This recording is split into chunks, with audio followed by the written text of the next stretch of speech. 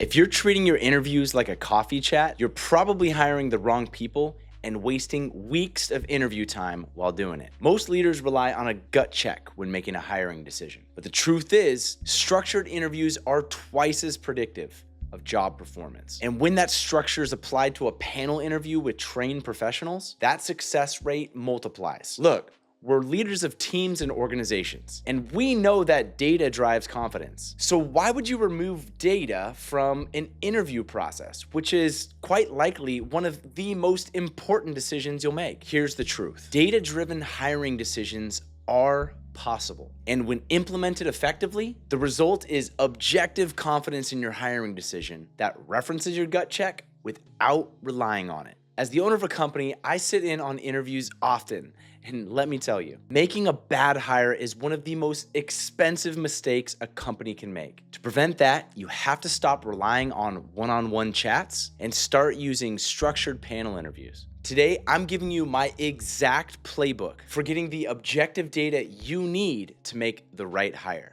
All of these, when implemented, will leave you with the confidence you need to move swiftly when you find the right candidate. The panel interview.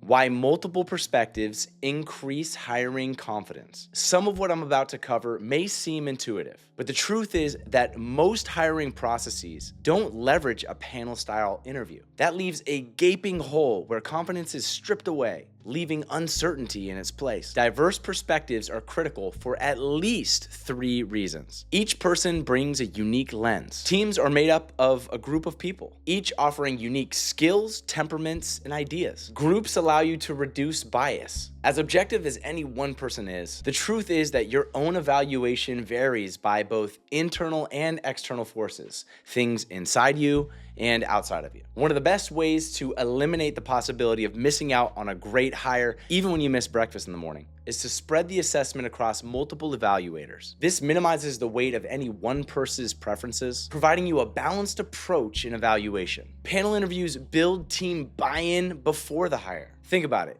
Your team's going to be working with this individual once they're onboarded. Bringing them along with you on the candidate selection process ensures that they don't feel like new teammates are happening to them. When your team is part of the decision, alignment is stronger, onboarding is smoother, and ownership of the new hire increases. So now that we've aligned on the importance of the panel interview, here's how to do it right. Assessment categories. Your objectives for a role can be combined to create your ideal candidate profile. This is just a brief, focused statement defining each of several traits for your predefined assessment categories. To build this out, it's important to get structured about the key categories where you need a candidate to shine. Here's the 5 categories that I've found strike the right balance between both detailed and high-level outcome: experience alignment, technical competencies, interpersonal communication, culture fit, motivation, and career goals. Now you can start by just writing out what you need for each of these 5 categories and shrink it down to just 1 to 2 solid sentences each. For instance, here's one that I built out recently for an expert program manager. You can see how the assessment categories helped us outline exactly what we were looking for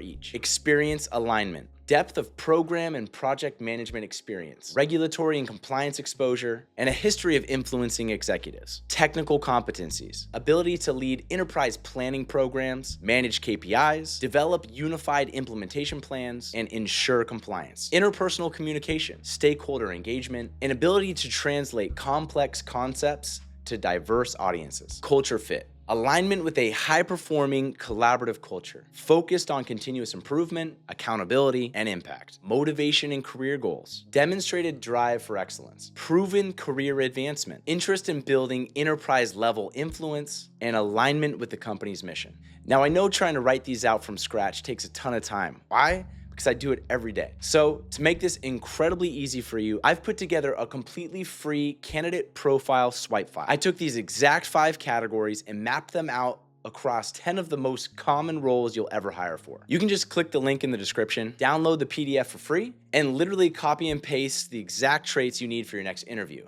This will get you about 80% of the way there. Then you can make your final tweaks before aligning with your team. All right, great. Now that you've built out your ideal candidate profile using your 5 assessment categories, you've created the North Star for your team to align during the assessment stage. Next, you need to come up with assessment scales so your team has a unified rating system. Assessment scales. It might sound elementary, but this is literally one of the most important things that you can do prior to the interviews. If you get this wrong, then your data is no good. You won't have alignment between one assessor to the next. So take your time here and define what each of your assessment scales means. Now, before you do that, when you're considering grading criteria, it's really just choosing the scale that you're going to use and then defining what each level actually means. You can use things like a scale of 1 to 10, scale of 1 to 5, a 5-star rating system. I like using a 1 to 5 grading scale, but the important part here is defining what each number actually means. Your panel needs this alignment. Without it, you won't get objective data. So here's what I use with my teams. 1.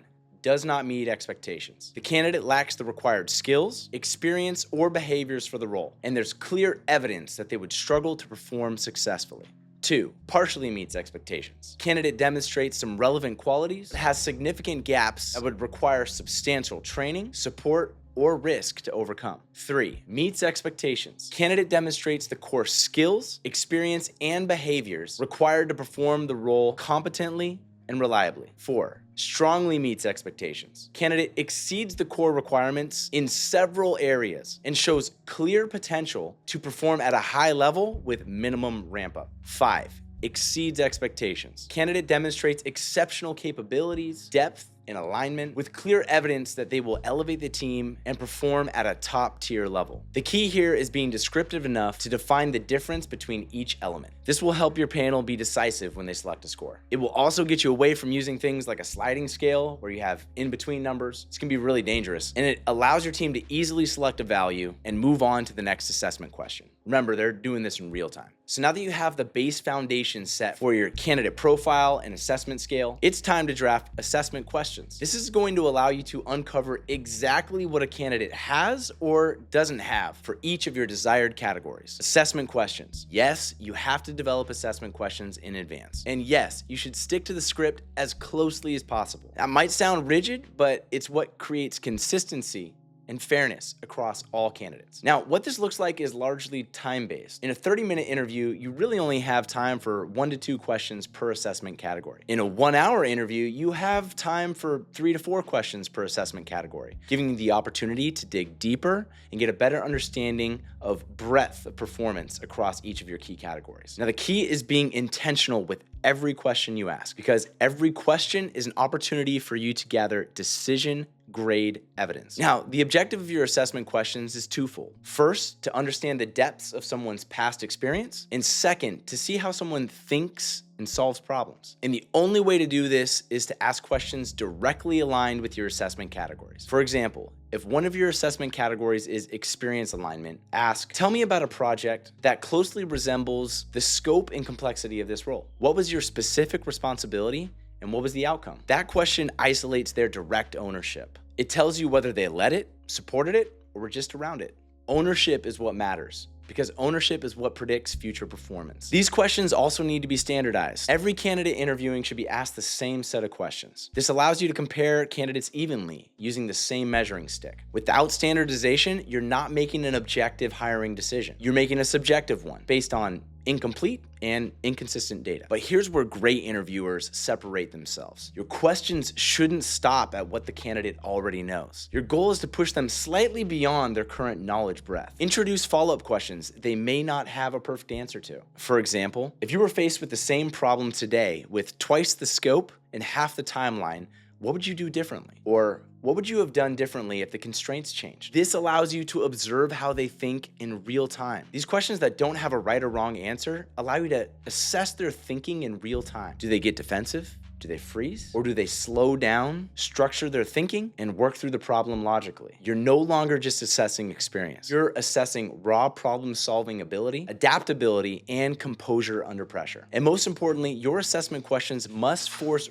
real examples. If your candidate speaks in generalities, especially in short interviews, you may never uncover their true capability. So prime the question properly. Remember, this is an hour or a half an hour of your time too, so get the most out of it. Use phrases like, tell me about a specific time. What was your personal role? Walk me through your decision-making step by step. Past behavior is the single best predictor of future performance. Your job is to create the conditions where the candidate gives you real evidence, not rehearsed theory. Because at the end of the day, interviews aren't about the ones who interview the best. They're about uncovering who will perform the best. And that only happens when your questions are intentional, standardized, and designed to reveal both what the candidate has done in the past and how they think when they're pushed beyond the scope of things they currently know. Assessment collection process. Once the interviews are complete, the score collection process needs to be structured, fast, and independent. This can be done using a simple Excel or Word template, but I personally like using Microsoft Teams, as it allows everything to live in one place. You build out the scorecard aligned with your assessment categories, include a section for your 1 to 5 scale, and most importantly, leave a section for written notes. Now, notes here are critical because the scores tell you what they thought, but notes tell you why. Each interviewer should be required to submit their scorecards within 30 minutes of the end of the interview. This ensures that feedback is based on direct observation and not influenced by others or distorted by time. Now, score collection should always be done independently. You don't want interviewers comparing opinions beforehand because that creates groupthink and weakens the objectivity of your data. Then and only then, the hiring leader or decision maker reviews all of the scores, identifies patterns, gaps, and strengths, and brings the team back together for a final debrief. This should all happen within 48 hours after the final interview, while everything is still fresh. The leader makes the final call, using the scorecards as objective input and applying judgment based on the full picture. So wrapping up, the panel interview is one of the most important things that you can do to generate alignment between your team and to make sure that your next hire is an excellent one. Skipping this means that you're missing the opportunity to bring your team along on the decision-making process, and you miss out on the objectivity of multiple perspectives. Now, when structured correctly, you get a boost from team buy-in and objective data you can use while making your final decision. The result is faster decision-making and confidence when bringing on your new team member. I hope this video helps you while you're building out your team. If you're running into a specific problem in your hiring process right now, drop it in the comments below and I'll reply. Or if you'd rather talk through it, you can book a free 15-minute call with me using the calendar link in the description. Hey, thanks for watching. Till next time.